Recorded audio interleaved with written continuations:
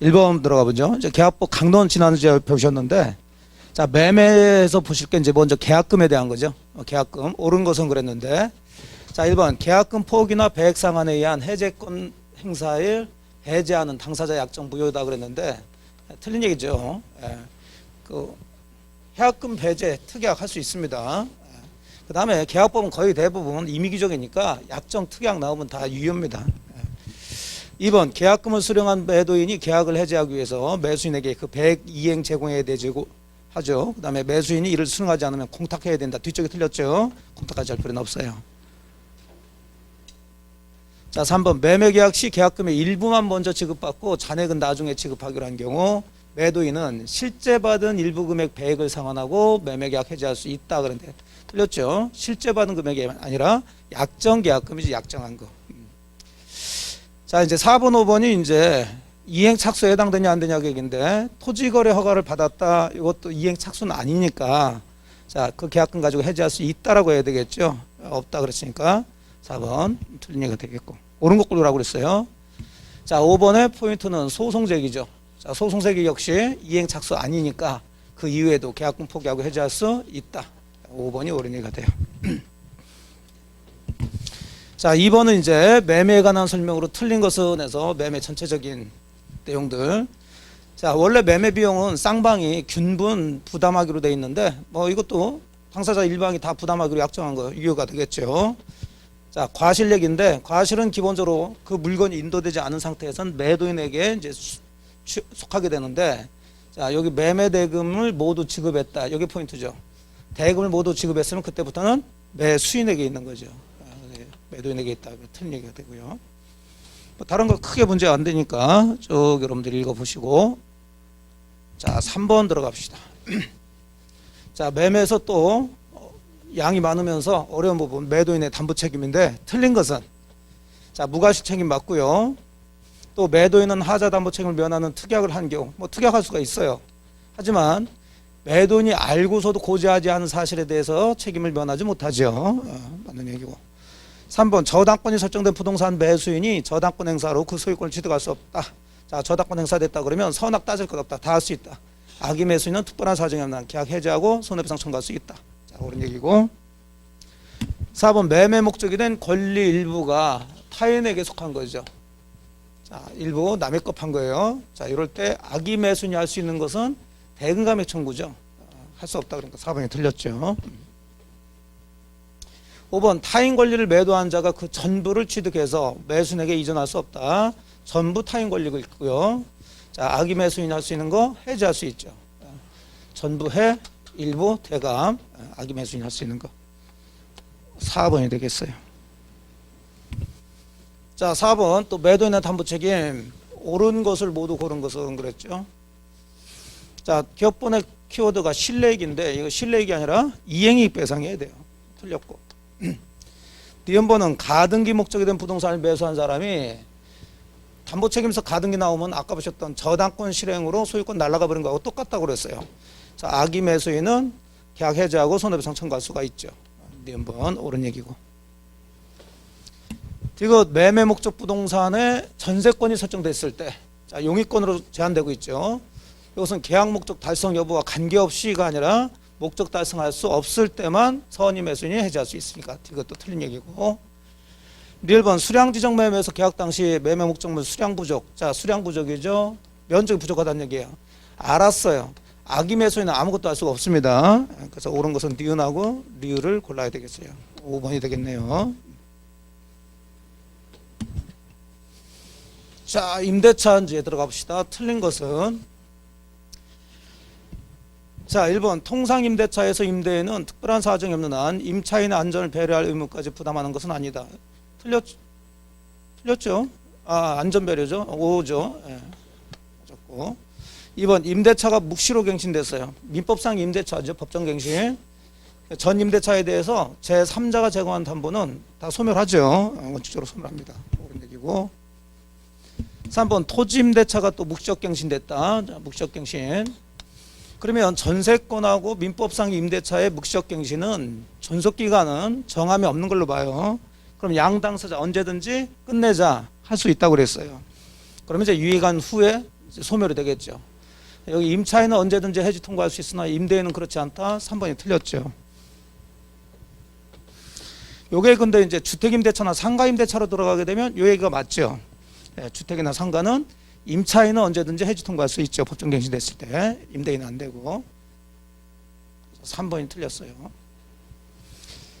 자, 그 다음에 4번 건물 소유 목적으로 한 토지임대차는 이를 등기하지 아니한 경우에도 임차인이 그 지상 건물을 등기했으면 대항력이 갖게 되고요. 5번은 제3자가 임대차 대상 토지에 대해서 물권 취득에 등기를 한 후, 이건 뭐 원리인데 토지 임차인이 그 지상 건물을 등기했다. 자, 4번에서 토지 임차인은 그 지상 건물을 등기하게 되면 그 토지 임차권에 대해서 제3자에 대해서 대항력을 갖는다고 그랬어요. 여기까지 이해되셨죠?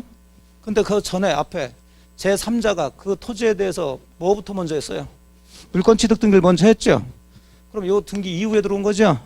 그럼 당연히 이 대항력은 있겠어요? 없겠어요? 없겠지. 예. 얘가 먼저 그 토지를 사용해야 될 거 아니에요. 되셨나요? 예. 원리대로 생각하시면 돼, 이것은.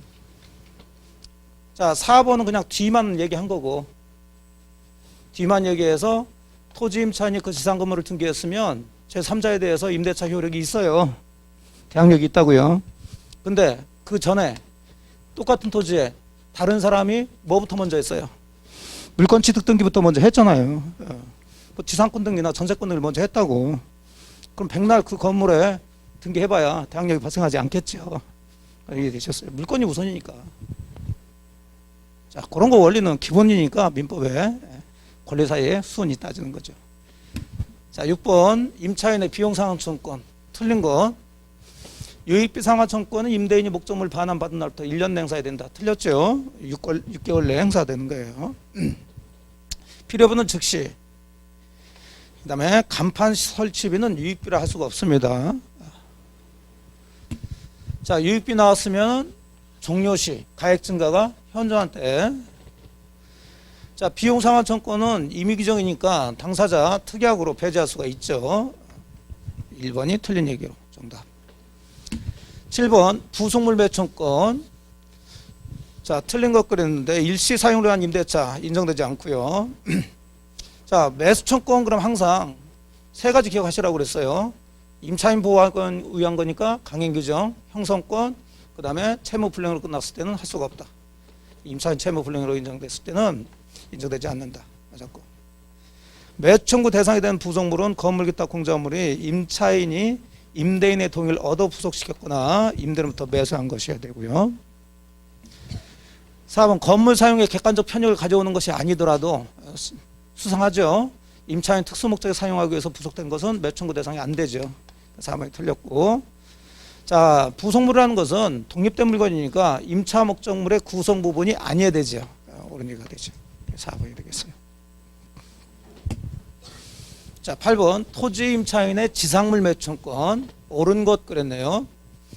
임대인 해지 통고로 기간 정함이 없는 토지 임차권이 소멸했습니다. 임차인은 지상물 매청구를 할 수 없는 게 아니라, 자, 지상물 매청권 행사하기 위해서는 먼저 갱신 청구를 먼저 해야 되는데 이럴 경우는 갱신 청구할 필요 없이 즉시 할 수가 있죠. 자, 이 건물은 지상물 매청구 대상이 되는 건물은 임차 지상에 있는 임차인 소유의 건물이기만 하면 되지 그 외에는 제한이 없죠. 그러니까 무허가 건물도 대상이 될 수가 있죠. 2번이 옳은 얘기겠네요. 자, 3번은 임차인 소유 건물이 임대인이 임대한 자, 토지 외에 임차인 또는 제3자 소유에 걸쳐 있다. 임차 지상에 있는 것만 매수 청구 대상이 되니까 전체에 대해서 매수 청구 허용된다. 그러니까 틀리죠. 또 매수 청구권의 대상이 되는 지상물은 임대인의 동의를 얻든 안 하든 상관이 없이 인정되는 거죠. 임대인과 임차인 사이에 임대차 기간이 만료하면 임차인이 지상 건물을 철거하기로 한 약정. 자, 매수 청구는 다 편면적 강행 규정이니까 자, 이건 무효가 되겠죠. 2번이 옳은 얘기가 돼요. 자, 9번 갑소유 건물을 임차하고 있던 을이 갑의 동의 없이 이를 다시 전대했다. 자, 동의 없는 전대죠. 틀린 것은 자, 원칙적으로 갑과 을 간의 임대차 계약은 동의 없이 전대했으니까 갑이 일방적으로 해지할 수 있지만 자, 1번처럼 배신행위라고 볼 수 없는 경우에는 해지할 수가 없죠. 뭐 부부간에 어쩌고 저쩌고 저쩌고. 자, 2번 을은 병에게 건물을 인도해서 병이 사용 수익할 수 있도록 할 의무가 있다. 자, 동의를 받지 않았다 하더라도 을과 병 사이 전대차 계약은 이유니까 자, 을은 건물을 병한테 넘겨주고 자, 병이 잘 사용할 수 있도록 해줘야 되겠죠. 결국 을은 갑의 동의를 받아줄 의무를 부담한다는 얘기죠. 자, 3번 을과 병의 전대차 계약에도 불구하고 자, 동의받지 않고 전대차 계약을 했다 하더라도 갑이 해지하지 않는 한 갑과 을의 임대차 관계는 소멸하지 않겠고요. 4번 그래서 임대차 계약이 존속하는 동안에는 갑은 여전히 을한테 차임을 받을 테니까 손해한 거 없어요. 갑은 병에게 불법 점유를 한 차임 상당의 손해배상 청구할 수가 있다. 이게 틀린 얘기가 되는 거죠. 자, 동의받지 않고 전대를 했다 하더라도 우리 건물의 소부분을 아주 적은 부분을 병에게 사용할 경우에는 동의받을 필요가 없으니까 역시 해지할 수가 없죠. 4번이 틀린 얘기가 되겠어요. 기억이 좀 나시죠? 예. 기억나시면 돼요. 정답 정확하게 모른다 하더라도 아 저런 거 배웠었어. 그럼 마지막으로 배운 게 동의를 얻어서 전대한 거지. 자, 틀린 것은 그랬어요. 자, 1번 병이 건물 상용의 편익을 위해서 갑의 동의를 얻어서 건물에 물건을 부속했다면 자, 병도 이제 적법한 전차인이니까 부속물 매천권 행사할 수가 있죠. 여기도 마찬가지. 3번 이기 차임 연체액이 을의 이 차임 연체액이 이기 차임액에 달해서 갑이 임대차 계약을 해지했습니다. 자, 원래 이 병 적법한 전차인 병을 보호하기 위해서 자, 합의로 종료됐을 때에는 자, 병의 전차권 권리는 소멸되지 않지만 자, 이기 차임액에 달해서 을이 이기 차임액에 달해서 갑이 임대차 계약을 일방적으로 해지했을 때는 갑은 병에 대해서 그 사유 통지할 필요도 없이 해지로서 대항할 수가 있죠. 그래서 이거 틀린 얘기가 되죠. 둘 다 나가라 할 수 있다는 거죠. 자, 그 다음에 4번 뻔한 얘기고 5번 갑과 을 임대차 계약을 합의 해지했다. 자, 이때 이제 전차인을 보호하기 위해서 전차권은 소멸되질 않죠. 3번이 되겠어요. 자, 이렇게 해서 이제 지난주에 배우셨던 내용들 문제를 통해서 다시 한번 쭉 살펴보셨고